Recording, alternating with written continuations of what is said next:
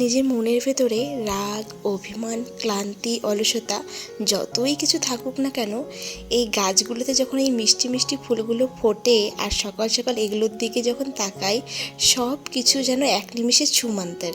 কি তাই তো? এই অনুভূতিটা শুধুমাত্র তারাই বুঝতে পারবে যারা নিজে হাতে গাছ লাগাও এবং সেই গাছে যখন এরকম রঙিন রঙিন ফুল ফোটে। সত্যি কথা বলতে আমি এই গাছগুলো যবে থেকে নিজে হাতে লাগানো শুরু করেছি, ঘুম থেকে উঠে এক ছুট্টে ছাদে চলে যাই, গিয়ে দেখি আমার এই গাছগুলোতে কটা ফুল ফুটেছে আর কি কি ফুল ফুটেছে। তো আর এগুলো দেখলে না আগের দিনে যা ক্লান্তি থাকে সব যেন সত্যি দূরে পালিয়ে যায়, আর এই অনুভূতি সত্যি বলে বোঝানো যায় না।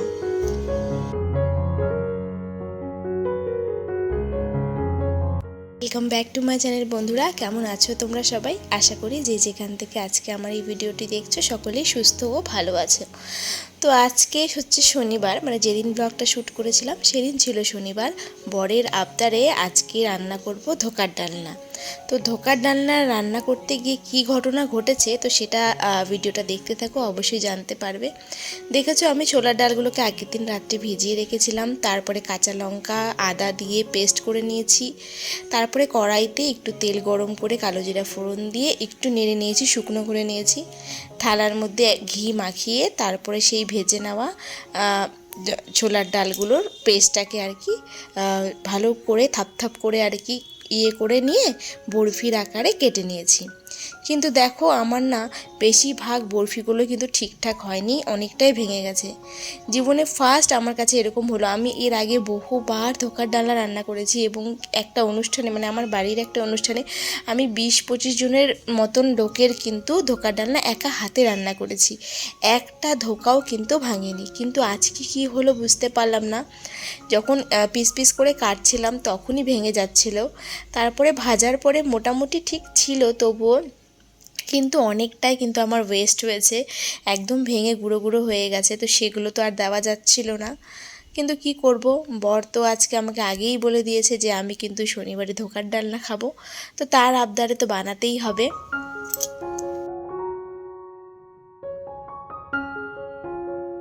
ধোকার ডালনা রেসিপিটা পুরোপুরি শেয়ার করার মতন কিছু নেই, জাস্ট আমরা যেমন পনির রান্না করি অনেকটা কিন্তু তেমনই। তেলে গোটা জিরে ফোড়ন দিয়ে আলুটাকে ভেজে নিয়ে তারপরে আদা, কাঁচা লঙ্কা, টমেটো পেস্ট দিয়েছি। আর রেগুলারের যা মশলা ইউজ হয়, জিরে গুঁড়ো, কাশ্মীরি লঙ্কার গুঁড়ো, হলুদ গুঁড়ো, সেই সবই দিয়েছি। আমরা যেহেতু ধনে গুঁড়োটা খাই না, তো খুব কম খাই, না খাই বললেই চলে, তো সেই জন্য কিন্তু আমি কোনো রান্নাতেই ধনে গুঁড়োটা ইউজ করি না। ব্যাস মশলা কষা হয়ে গেলে তার মধ্যে অল্প চিনি দিয়ে নেড়ে চেড়ে গরম জল দিয়ে দেবো। যেরকম আমি কিন্তু পনিরটাও কিন্তু এইভাবেই রান্না করি। আলু পনিরের ঝোল যখন হয় তার মধ্যে লাস্টে জাস্ট একটা টুইস্ট থাকে আমার রান্নায়, সেটা আমি বেশিরভাগ নিরামিষ রান্নাতেই ইউজ করি, সেটাও এই ধোকার ডালনাতেও ইউজ করব। আর হ্যাঁ, তেলে একটু হিং ফোড়ন দিয়েছিলাম, বলতে ভুলে গেছি। ধোকার ডালনার স্পেশাল তোমার হচ্ছে এই মশলাটাই হিং।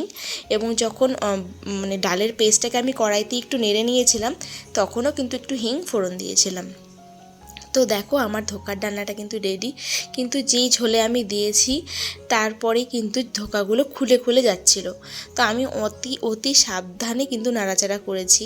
আর এখানে দেখো এলাচ, লবঙ্গ, দারচিনি দুধের স্বরের মধ্যে, মানে ঘরে যে আমার দুধটা থাকে তার যে স্বর থাকে সেটার মধ্যে পেস্ট করে দিয়ে দিয়েছি। এটাই হচ্ছে টুইস্ট।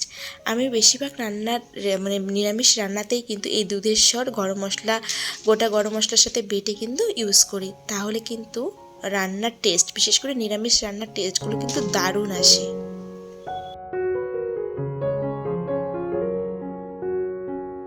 এই ধোকার ডালনা রান্না করতে গিয়ে পুরো নাজেহাল অবস্থা, মন মেজাজ একদম খারাপ হয়ে গেছে বলতে পারো। এক প্রকার ধোকার ডালনা আমাকে ধোকা দিয়ে দিয়েছে আর কি।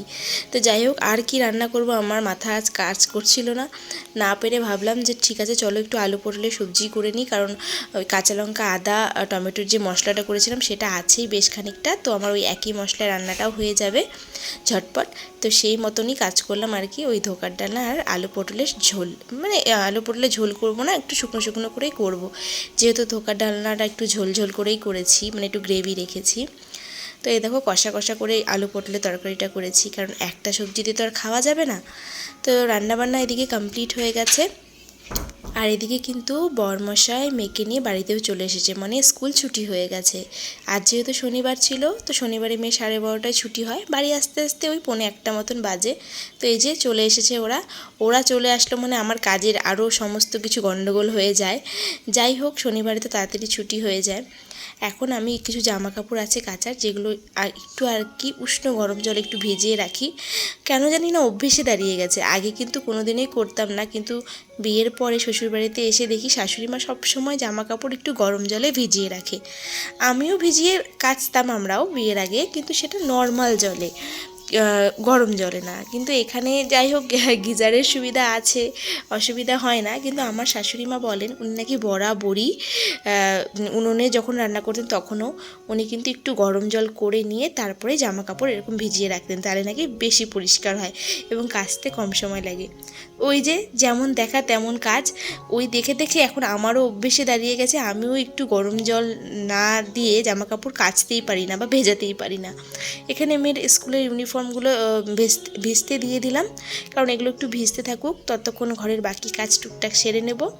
আর জামা কাপড় ভেজার পরে কাচলে পরে কিন্তু বেশি সুবিধা হয় কাচতে এবং পরিষ্কারও হয়। অনেকে আছে দেখি ভিজিয়ে সঙ্গে সঙ্গেই কেচে দেয়, কিন্তু আমার কেন জানি ভালো লাগে না।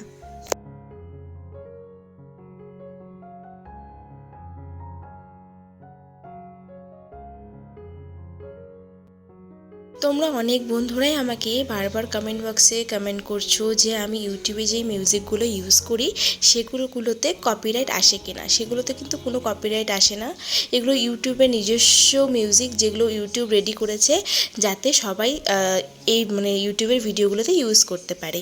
তো এগুলো কিন্তু ইউটিউবের যে অডিও লাইব্রেরিটা আছে সেখানে কিন্তু ইজিলি পাওয়া যায়, তোমরা ডাউনলোড করে ইউজ করতে পারো। তোমরা বারবার জানতে চাও কিভাবে গান ডাউনলোড করব, কোথায় পাবো। আমার কিন্তু এই সমস্ত ভিডিওগুলো অনেক আগেই আমার চ্যানেলে দেওয়া আছে, তোমরা একটু চ্যানেলটাকে সার্চ করো, চ্যানেলের পিছন দিকের পুরনো ভিডিওগুলো একটু খেয়াল করো, নিশ্চয়ই পেয়ে যাবে। তারপরে এডিটিং নিয়ে অনেক কিছু জানতে চাইছো, অনেক রকম কোয়ারিজ আছে তোমাদের, মানে YouTube related, video related maximum জিনিসই কিন্তু আমি বহুদিন আগেই কিন্তু আমার চ্যানেলে বলে দিয়েছি। তোমরা একটু গিয়ে আমার পপুলার যে ভিডিওগুলো আছে একটু ক্লিক করবে পপুলার ভিডিওগুলোর মধ্যে, দেখবে তার মধ্যে কিন্তু ইউটিউব রিলেটেড বহু ভিডিও আছে, সেই ভিডিওগুলোতেই কিন্তু আমার বেশি ভিউজ এসেছে এবং বেশি ভাইরাল হয়েছে। তো সেই ভিডিওগুলো তোমরা দেখলে, প্রতিটা ভিডিও যদি ভালো করে দেখো তাহলে বুঝতে পারবে আমি অনেক ভিডিওতে কিন্তু ইউটিউবের রিলেটেড অনেক কথা বলেছি, এবং কিভাবে আমি এডিটিং করি, কিভাবে তোমার হচ্ছে থাম্বনেলের কথা বলবো না, মানে হ্যাঁ থাম্বনেলের জন্য ছবি তুলি, কিভাবে কি করি, মানে যে সাউন্ড বলতে যে মিউজিকগুলো অ্যাড করি কোথা থেকে পাই, সব কিন্তু আমি ডিটেলসে দেখিয়েছি। তো বলবো যে নতুন করে আবার ভিডিও বানানোটা পসিবল হচ্ছে না আপাতত, তো তোমরা একটু প্লিজ দেখে নাও। তারপরে যদি তোমরা তাও অসুবিধা হয়ে থাকে তাহলে আমি চেষ্টা করব নেক্সটে আবারও তোমাদের জন্য ভিডিও আনার।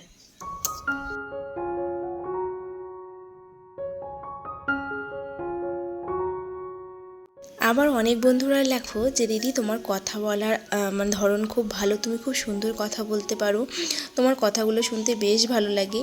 সত্যি কথা বলতে আমার কিন্তু এটা একদমই ভালো লাগে না, মানে আমি ভাবি যে আমার গলার ভয়েসটা এবং যে আমি ভয়েস ওভারটা দিই শুনতে বোধহয় ভীষণই বাজে লাগে। কিন্তু কি করব, ভগবানের দান, ভগবান আমাকে যেটা দিয়েছে সেটা তো আমি আর পাল্টাতে পারি না। চেষ্টা করি একটু মানে সহজভাবে বলার, যাতে তোমরা সহজেই সব কিছু বুঝতে পারো, সবাই বুঝতে পারো, এবং একটু সুন্দর করে বলা যাতে ভিডিওটাও দেখতে সুন্দর লাগে। তো অনেকের কাছে তোমাদের ভালো লাগে, সেই জন্য সত্যি আমি আপ্লুত। অনেক অনেক ধন্যবাদ তোমাদেরকে যে আমার কথা তোমাদের ভালো লাগে এবং তোমরা অনেক এনার্জি পাও।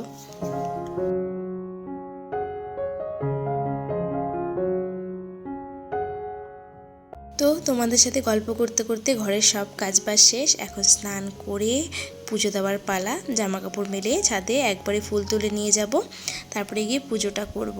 তো এই তো ছিল আজকের আমার সারাদিনের কাজকর্ম, খুব ছোট্টর মধ্যে দেখানোর চেষ্টা করলাম যাতে তোমাদেরও ভালো লাগে এবং তোমাদের সময়টাও কম লাগে। তোমরা সবাই আমার ভিডিও বেসিক্যালি দেখতে আসো জানি আমি, ইউটিউব রিলেটেড কিছু কথা শোনার জন্য।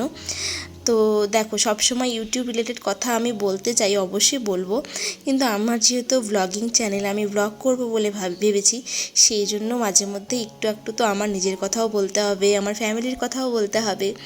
তো আমি কী কী অ্যাক্টিভিটি করি সেগুলোও তোমাদের সাথে শেয়ার করব, তো তোমরা সেগুলোই একটু প্লিজ দেখো। আর তার সাথে আমি যা যা জানি ইউটিউব নিয়ে, এগুলো সব তো তোমাদের জন্য রয়েছেই। এগুলো তো আমি প্রতিটা ভিডিওতে কিছু না কিছু বলার চেষ্টা করি এবং বলিও।